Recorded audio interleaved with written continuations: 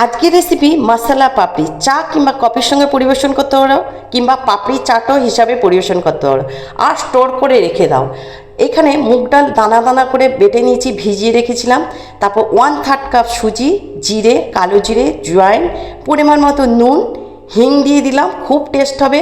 কসুরি মেথি এখানে দিয়ে দিলাম কালারের জন্য হলুদ, আর পরিমাণ মতো একটু খাবার সোডা, আমচুর পাউডার দিয়ে দিলাম, আর দিয়ে দিলাম 2 চামচ ঘি।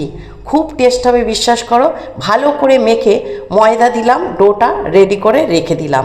তারপরে এখানে ঢেকে রেখে দিলাম। এখানে একটা ব্যাটার বানিয়ে নেব ঘি আর ময়দা দিয়ে, রিং রিং শেপের হবে। এটা দিয়ে দেখবে খুব সুন্দর তৈরি হবে। আবার বেলে নিলাম পাতলা করে, তারপরে ব্যাটারটা লাগিয়ে দিলাম, রোল করে নিলাম।